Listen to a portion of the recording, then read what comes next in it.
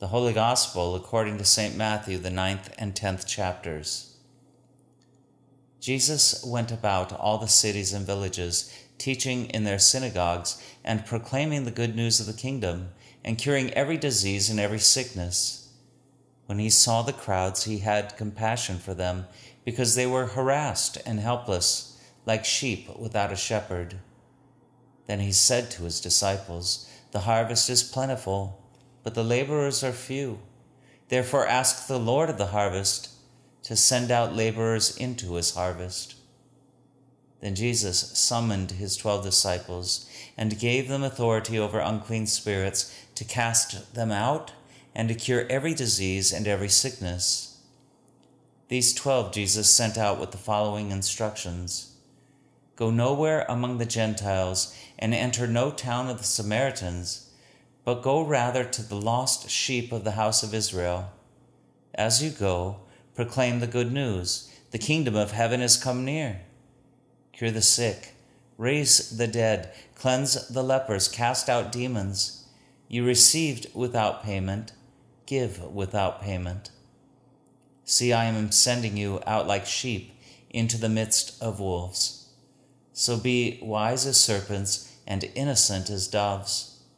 Beware of them, for they will hand you over to the councils and flog you in their synagogues, and you will be dragged before governors and kings because of me, as a testimony to them and the Gentiles. When they hand you over, do not worry about how you are to speak or what you are to say, for what you are to say will be given to you at that time. For it is not you who speak, but the Spirit of your Father speaking through you.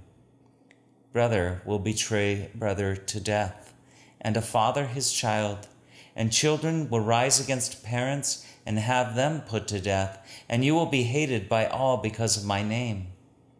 But the one who endures to the end will be saved. When they persecute you in one town, flee to the next, for truly I tell you, you will not have gone through all the towns of Israel before the Son of Man comes." The Gospel of the Lord.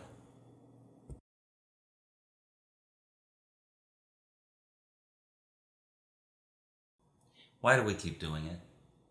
For all our efforts as people of God, the world's troubles remain. Hate and prejudice dominate. Unethical politicians that think they're above the law, they thrive. Homelessness and hunger increase.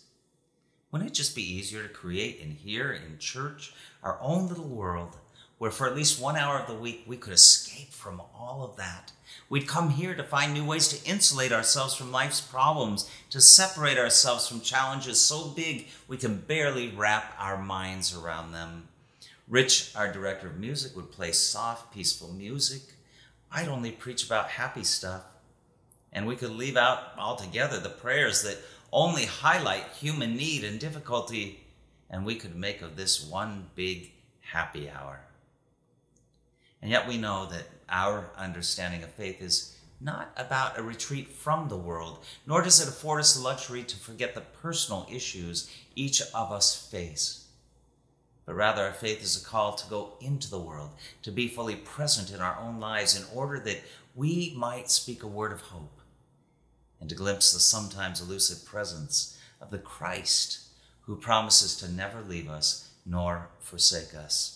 Now, this is not to say that there isn't a whole lot of beauty out there in the world. I mean, there's plenty. It's just sometimes so difficult to see it because it is buried beneath layers of difficulty that only those willing to go digging for life's beauty ever discover it. Well, kudos to those that have the energy to do that. But how often do you have the energy? One of today's lessons is from Romans, and it speaks of boasting in our sufferings, knowing that suffering produces endurance, and endurance produces character. And then there's the gospel lesson today where Jesus says to his disciples, he says, beware, for they will hand you over to councils and flog you in their synagogues, and you will be dragged before governors and kings because of me. Brother will betray brother to death, and a father his child. And children will rise against parents and have them put to death, and you will be hated by all because of my name. Well, none of that was in the brochure when I first signed up to be a follower of Jesus. I mean, the words on the front of the brochure were about love and peace and joy and all this blessing that I was going to experience in my life. But where is that in today's readings? Was it bait and switch? Do we have to be confronted with the harsh reality of a world in chaos, a world not only frayed, but in some ways completely unraveling? And must I be reminded of the things within me that lurk beneath the surface of the facade that I created that says, I'm a happy, self-sufficient, highly functioning human being? You see, the gospel, the good news at the heart of our faith, as we have already said, is never an escape from reality. It always sends us into the very center of our realities, but never without what we need. And so thankfully in the gospel lesson today, our hope is renewed with words of compassion, proclamation, and liberation. In our gospel lesson, it says that when Jesus saw the crowds, he had compassion for them because they were harassed, they were helpless, they were like sheep without a shepherd, reminding us that we are always first and foremost held in the heart of God, who sees just how difficult and complicated life can be. And God's response for us is always compassion. Well, you know what compassion is? It's the capacity for feeling what it's like to live inside somebody else's skin. And it brings with it a knowledge that there can never be any peace and joy for me until there is peace and joy finally for you too.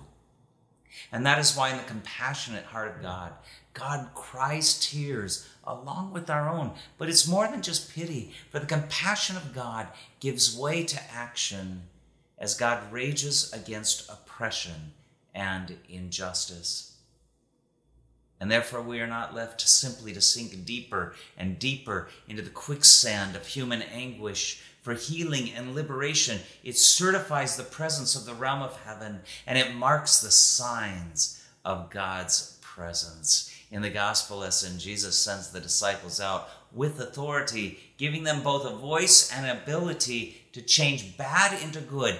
As you go, Jesus says, proclaim the good news. The kingdom of heaven has come near. Cure the sick, raise the dead, cleanse the lepers, cast out demons. And this time, it is not Jesus who performs these signs and wonders, the works that have defined his ministry from the beginning. This time, it's his followers. Jesus commissions his disciples to perform the very works that he does, calling them to advance beyond him into new and emergent contexts. Well, whether with Jesus or commissioned by Jesus, the authentic proclamation of God's realm is marked by healing and liberation. For the disciples in our gospel lesson, the times were no less oppressive. The people back in those days were terrified, and the authorities were panic-stricken, so much so that in their securities, what they had done is they had judged Jesus and his movement in Israel to be a threat. But now they perceive the threat clearly. The transforming work of Jesus will heal, it will restore, and it will reconcile. But Jesus warns his disciples, this is not going to be easy work to do. See, I am sending you out like sheep into the midst of wolves.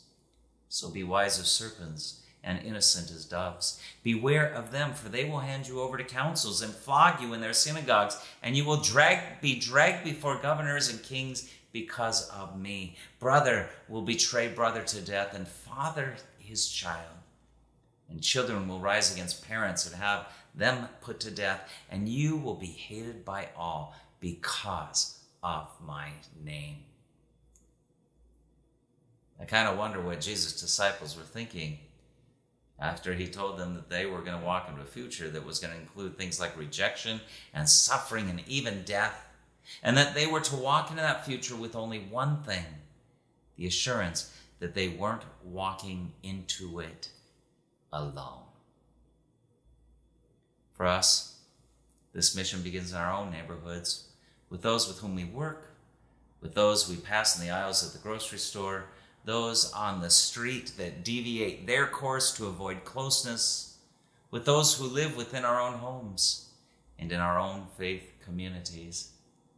God is calling for those who will offer Christ-like compassion to the harassed and helpless. Will we, like Christ, live with the awareness that until there is peace and joy for all people, there can be no peace and joy for any of us? Are we willing to sacrifice our very existence that all children of God live life abundantly? The harvest is plentiful, but the laborers are few. So many will not recognize the potential of hope because they refuse to acknowledge the problem. Some will not have the capacity for faith because their ears are deaf to the liberating cadence of the gospel. Now, we can ignore what's out there, we can avoid it at all costs and refuse to deal with the issues of our own lives, but then we will never know the beauty of healing and freedom. We will never know the truth of the gospel. Let's not allow children and adolescents to talk about their sexuality. Let's make any conversation between teachers and students about gender identity or gender expression illegal. Don't say gay, and let's exclude references in education to a system skewed in the favor of the white male heterosexual. If we can erase these references, like removing Harvey Milk from the curriculum in Temecula and stopping pride assemblies in Glendale and West Hollywood, then it becomes so much easier to deny that gay and trans persons and people of color even exist. If we pretend in willful ignorance, there is no injustice, no oppression, no discrimination, the power of the gospel to be good news in the lives of those who live on the margins, those disenfranchised, it will never get to speak. Except the gospel does get a hearing as it is spoken through those of us who refuse to go back. But it won't be easy to speak the truth. People will hate you for it, Jesus says. Things are going to get tough. Be wise as serpents, innocent as doves. Will you go? Will you be my voice? Will you speak on behalf of those who have no voice? Will you cry tears for those whose eyes are dry? Will you sing for those who have no song? Not many say yes. The harvest is plentiful, Jesus says in the gospel lesson, but the laborers are few. Therefore ask the Lord of the harvest to send out laborers into his harvest. It's harvest time. And we've been summoned by God to go to work in the fields. The work is plentiful. The work is grueling. The work is necessary in every city and town, in every village, among the sick and diseased, the harassed and the helpless, those who have been led astray by sheep in wolves' clothing are more than ready for a glimpse of the compassionate heart of the Creator. These are chaotic days, and God is sending us into the chaos.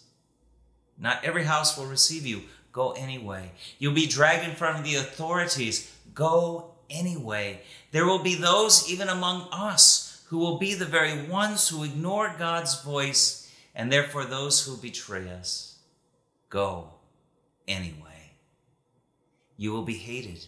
Go anyway. Not even because of your race or gender identity or your sexual identity or your political affiliation, but you will be hated because you practice the self-denying, nonviolent, compassionate, radical love of a vulnerable God. This is the chaotic world into which God continues to send spirit-filled agents in the name of Jesus.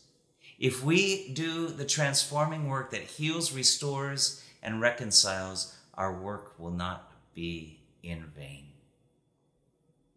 I wish, like you perhaps, that we could just come to church and have happy hour. And someday, I believe it will be that for all eternity. But for now, God says, until there is rest for all, there is rest for none.